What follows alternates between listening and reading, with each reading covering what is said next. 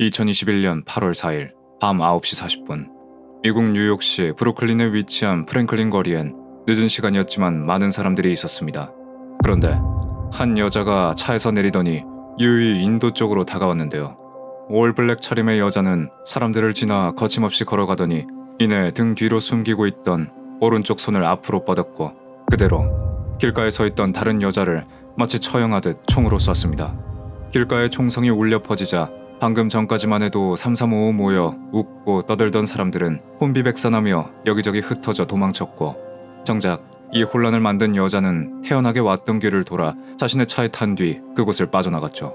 이 비현실적인 일이 일어난 현장에 있던 그 누구도 왜 그녀가 다른 여자를 쏜 건지 알 수 없었는데요. 눈앞에 벌어진 처형식만큼이나 충격적인 건 총을 쏜 여자와 총에 맞은 여자가 과거엔 둘도 없던 친구 사이였다는 겁니다. 뉴욕 거리에 시위가 있었던 날 밤 28세의 카디아는 언니 델리아와 함께 옛 동네 친구의 장례식에 참석한 뒤 근처에 있는 지인을 만나러 가는 길이었습니다. 변호사 없이 차를 주차하기 어렵다는 말이 있는 뉴욕의 거리는 낮이든 밤이든 자동차들로 가득했고 목적지에 가까워져도 주차할 곳은 보이지 않았는데 이대로 도로 위에서 벗어나지 못할 수도 있다고 생각한 델리아는 카디아에게 먼저 일행을 만나고 있을 테니 주차를 한 뒤 약속 장소로 오라고 말하며 차에서 내렸죠. 그렇게 델리아가 내린 뒤로도 카디아는 한동안 도로 위에 묶여 있었습니다. 카디아는 연신 고개를 두리번거리며 빈자리를 찾았는데 저 멀리서 요란한 사이렌 소리가 들리기 시작하더니 이내 반사적으로 고개를 돌린 카디아의 옆으로 빨간 불빛이 번쩍이며 지나가는 앰뷸런스. 카디아는 또 어디선가 사고가 났나 보다 하며 다시 주차 자리를 찾는 데 집중했죠. 그로부터 몇 분 뒤 힘들게 주차에 성공한 카디아는 기다리고 있을 언니를 생각해 급히 차에서 내렸습니다. 그런데 차에서 내린 순간 카디아는 거리가 이상하게 소란스럽다는 걸 느꼈죠. 사색이 된 채 어딘가 충격을 받은 것처럼 보이는 사람들. 몇몇 이들은 한 곳을 향해 손가락질하거나 아예 그 방향으로 뛰어가고 있었는데요. 몇 발자국 걷던 카디아는 그 사람들이 향하는 방향이 지금 자신이 가는 방향과 같다는 걸 깨닫고 뭔지 모를 불안감에 휩싸여 점점 속력을 내 걷기 시작했습니다.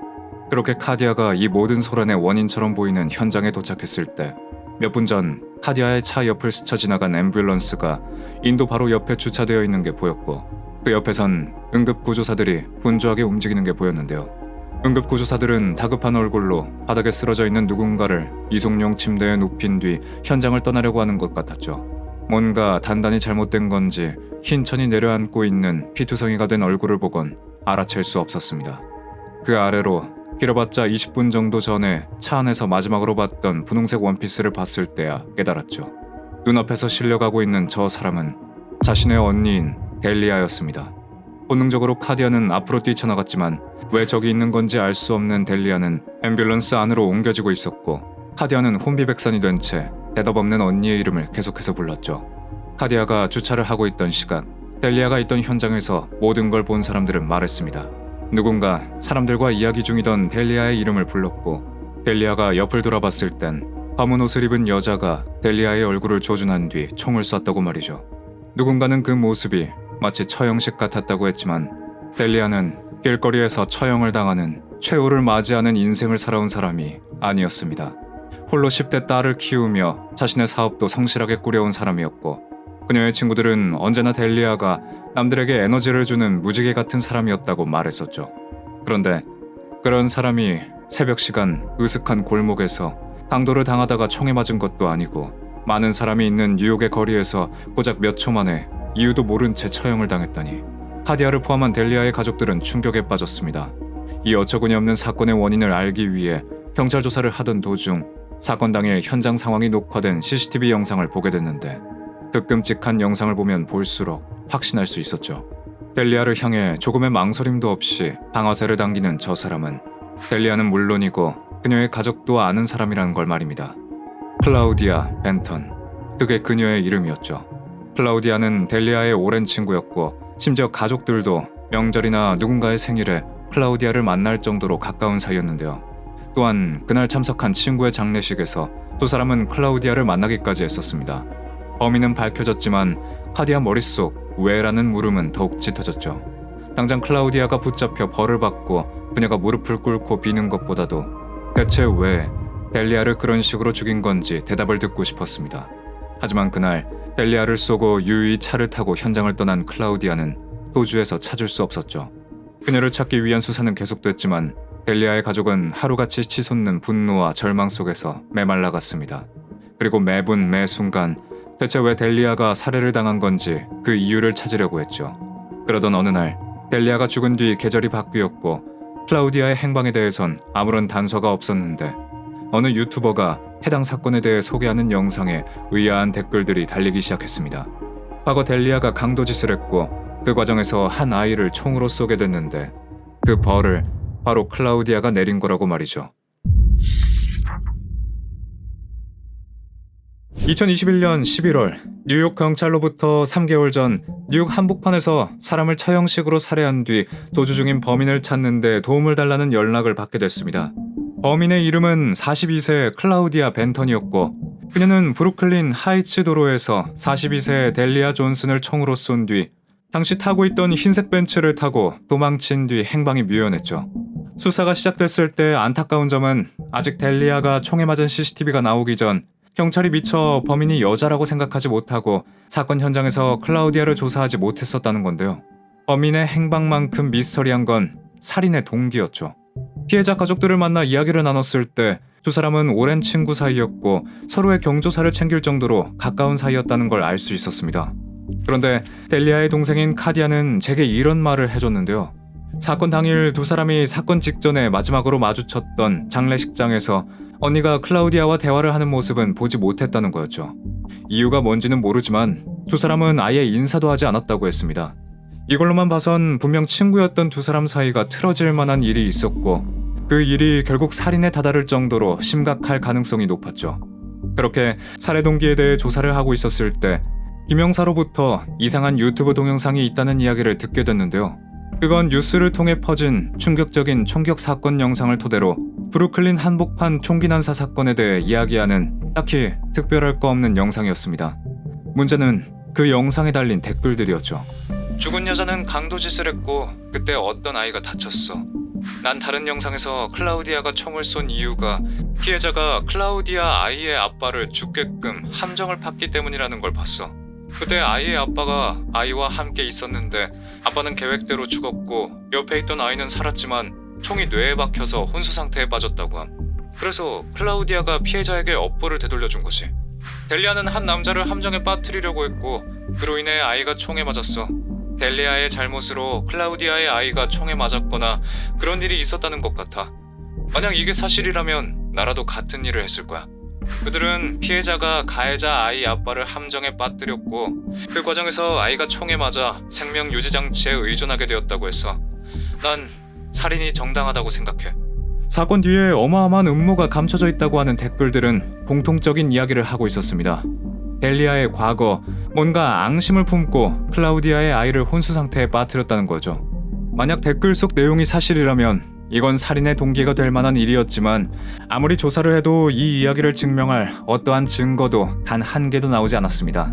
오히려 절도전과가 있는 건 델리아가 아닌 클라우디아였고 그저 자극적인 사건에 더 자극적인 이야기가 있었다는 카더라식의 루머를 보고 온 사람들이 단 댓글이었죠. 하지만 분명 클라우디아에겐 델리아와 모르는 사이인 척하고 결국 잔인하게 살해까지 한 동기가 있을 겁니다. 그리고 그건 클라우디아를 찾아야만 풀릴 미스터리였는데요. 벌써 석 달이나 도주 중인 클라우디아를 찾기 위해 그녀에 대해 조사를 하던 도중 그녀에게 10대 시절부터 절도와 화폐 위조를 포함한 다수의 전과가 있다는 놀라운 사실을 알게 됐습니다. 클라우디아가 어린 시절부터 체포된 경험이 있고 이런 시스템에 대해 어느 정도 정보가 있는 상태라면 클라우디아는 범행을 저지르기 전부터 마음먹고 경찰을 피해 도주를 할 계획을 세웠을지도 몰랐죠. 어쩌면 위조 여권이라던가 수배를 피해 전국을 누빌 신원을 숨길 수 있는 위조 신분증을 가지고 있을 가능성도 있었습니다. 동시에 저는 이렇게 오랫동안 경찰의 수사망을 피할 수 있는 건 뉴욕을 벗어난 다른 지역에 숨을 수 있는 거처가 있기 때문에 가능하다는 생각을 했죠. 가짜 신분을 가진 클라우디아가 다른 주에서 생활하고 있을 수 있다는 가설을 토대로 저희는 각 지역의 도움을 얻어 수사를 진행해 나갔습니다. 그리고 며칠 뒤 플로리다의 주 보안관들에게서 연락을 받게 됐죠. 그건 클라우디아와 관련이 된 잭슨빌의 주소를 하나 발견하게 됐고 그 주소에 클라우디아로 추정되는 여성이 있어 감시를 시작했다는 거였습니다. 그 연락을 받은 저희는 곧장 플로리다로 향했는데요.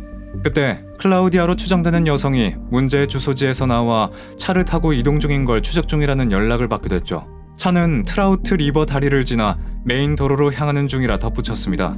만약 클라우디아가 플로리다 보안관들의 감시를 눈치챘다면 메인 도로를 타고 또다시 도주를 할 수도 있는 상황. 여기서 놓칠 수 없었고 저희는 교통정지를 하고서라도 그녀를 잡아야 한다 말했습니다. 그런데 그때 Corey, turn your siren off. 203 high risk traffic stop in front of the Budweiser plant on Main. 무전 너머로 플로리다 보안관의 급박한 목소리가 들려왔습니다. 2021년 11월 8일 3개월의 도주 끝에 클라우디아 벤터는 경찰에 체포됐습니다. Walk straight to me. Corey, keep lethal on the car. Claudia, walk straight to me with your hands up. Walk straight to me. Keep your hands up. Don't do nothing stupid or I will shoot you. Do you understand? 사건이 벌어졌을 때와 다른 머리색을 하고 있던 클라우디아는 거침없이 총을 쏘던 모습과는 다르게 순순히 항복했죠. These are all your cards, right? Who's that? Well, that one.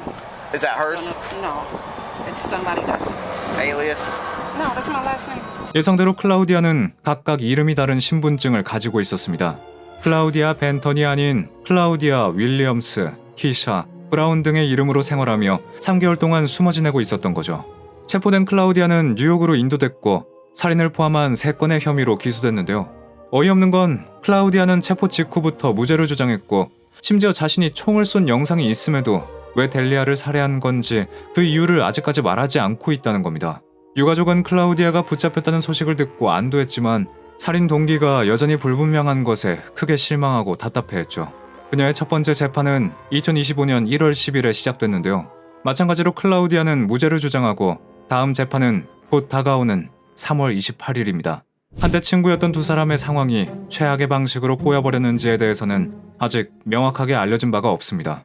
도로 한복판에서 일어난 충격적인 사건에 더욱더 기름을 끼얹고 싶어하는 무의미한 추측성 댓글만이 계속해서 달리고 있을 뿐이죠. 그러나 허무한 방식으로 델리아를 보내야만 했던 유족들 또한 그녀가 왜 대체 그런 짓을 저질러야 했는지 알 수가 없다며 답답함을 호소했다고 합니다. 부디 빨리 델리아의 안타까운 죽음의 원인이 밝혀져 유가족의 답답한 심정이 조금이라도 풀리길 바랍니다.